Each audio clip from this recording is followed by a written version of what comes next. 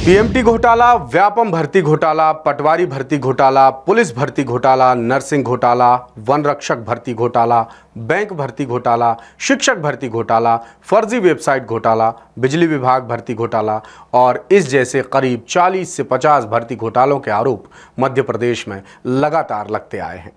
कई मामलों में जांच भी हुई है और कई आरोपी गिरफ्तार भी हुए हैं।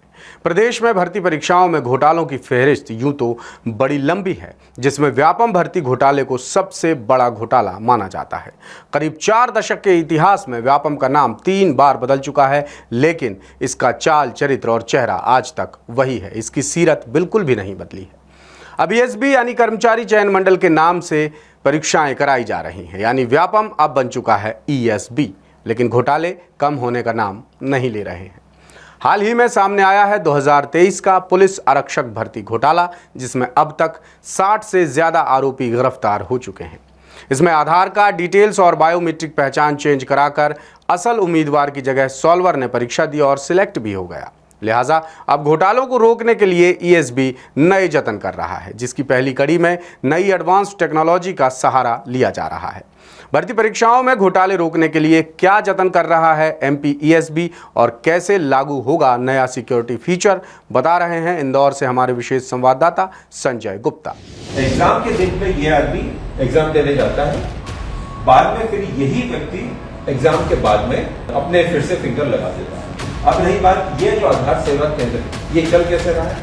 चला ये व्यक्ति रहा है, लेकिन ये इस व्यक्ति का आधार सेवा केंद्र नहीं है। यहाँ पर एक और व्यक्ति बैठा हुआ। 40-50 बड़े घोटाले हुए और करीब करीब छोटे मोटे तो रोज घोटाले यहाँ होते हैं। 42 अलग अलग घोटाले, ये घोटालों की लिस्ट है। कितने नाम ले, गला दुखता है। बात यह है कि मत के मद में जिन लोगों ने वोट दिया उनके ही बच्चों का गला क्यों घोटा है। मध्य प्रदेश में भर्ती परीक्षाओं में घोटालों की फेहरिस्त यूं तो बड़ी लंबी है, लेकिन फिलहाल ईएसबी की पुलिस आरक्षक भर्ती 2023 को लेकर सूबे में जमकर बवाल मचा हुआ है। पुलिस के मुताबिक आधार कार्ड डिटेल्स और बायोमेट्रिक डेटा में हेरफेर करके असल उम्मीदवारों की जगह सॉल्वर्स ने परीक्षा दी और सिलेक्ट भी हो गए, लेकिन ज्वाइनिंग के वक्त फर्जी उम्मीदवार पकड़े गए और पुलिस आरक्षक भर्ती परीक्षा में बड़े फर्जीवाड़े का खुलासा हुआ। मामले में अब तक 60 से ज्यादा आरोपी गिरफ्तार किए जा चुके हैं और मुख्यमंत्री डॉक्टर मोहन यादव के कड़े निर्देशों के बाद पुलिस ने आरोपियों की धरपकड़ और भी तेज कर दी है। हालिया सिपाही भर्ती घोटाले में जिस तरह आधार डिटेल्स और बायोमेट्रिक डेटा में छेड़छाड़ कर फर्जी उम्मीदवारों ने परीक्षा दी और सिलेक्शन के बाद फिर से बदलाव करा लिए, इस तरीके ने पुलिस के भी होश उड़ा दिए। जो आरक्षक भर्ती हुई थी, इसमें एक रामरूप नाम का व्यक्ति जो ज्वाइन करने आया था और पुलिस की जो प्रारंभिक जांच में पाया गया कि रामरूप ने आधार का जो हिस्ट्री थी उसमें एग्ज़ाम के पहले और बाद में 2 बार अपडेट बायोमेट्रिक अपडेट किया है। पुलिस ने इन्वेस्टिगेशन किया और पाया गया कि रामरूप खुद ना एग्ज़ाम में बैठ के एक अन्य व्यक्ति जो कि अमरेंद्र नाम था वो एग्ज़ाम में बैठा।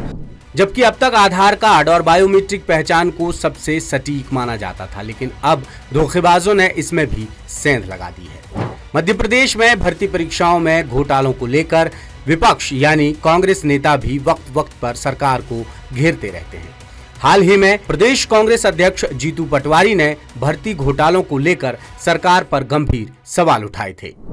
40-50 बड़े घोटाले हुए और करीब करीब छोटे मोटे तो रोज घोटाले यहाँ होते हैं। 42 अलग अलग घोटाले, ये घोटालों की लिस्ट है।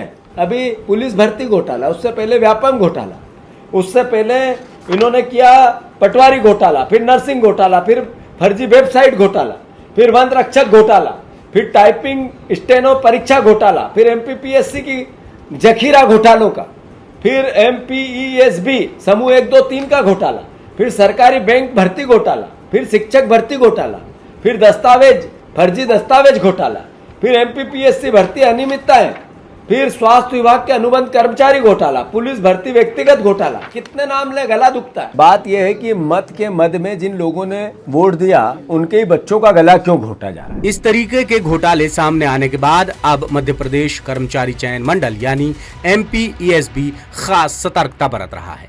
भर्ती परीक्षाओं में घोटाले रोकने के लिए ईएसबी एडवांस तकनीक का सहारा लेकर नया और हाई सिक्योरिटी फीचर ला रहा है। जिसकी दासूत्र ने बारीकी से पड़ताल की है, जिसके मुताबिक ईएसबी खास तौर पर 2 तरह के बड़े बदलाव कर रहा है। पहला है आइरिस आइडेंटिफिकेशन, यानी आंखों से व्यक्ति की पहचान। अब आधार कार्ड और बायोमेट्रिक में फोटो और थंब इंप्रेशन के साथ ही आइरिस की भी जांच की जाएगी। इस पर बोर्ड में सहमति बन चुकी है और अगली परीक्षा से ही एग्जाम सेंटर्स पर नया सिस्टम लागू हो जाएगा। दूसरा बदलाव है फेस आइडेंटिफिकेशन।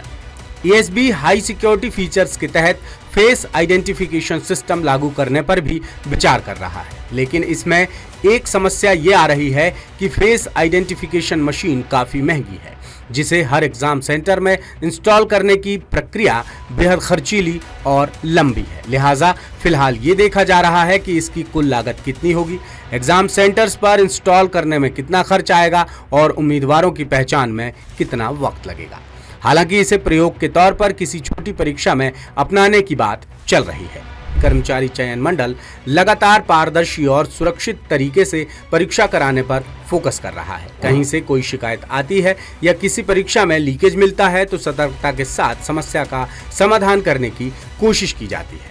अब तक आधार कार्ड और बायोमेट्रिक पहचान सबसे सुरक्षित मानी जाती रही है, लेकिन इसमें भी कुछ लोगों ने सेंध लगा दी है। इसलिए ईएसबी एडवांस्ड और हाई सिक्योरिटी फीचर्स लॉन्च करने की दिशा में आगे बढ़ रहा है। उम्मीद है कि नया सिस्टम जल्द ही लागू हो जाएगा और भर्ती परीक्षाओं में घोटालों में निश्चित तौर पर कमी आएगी।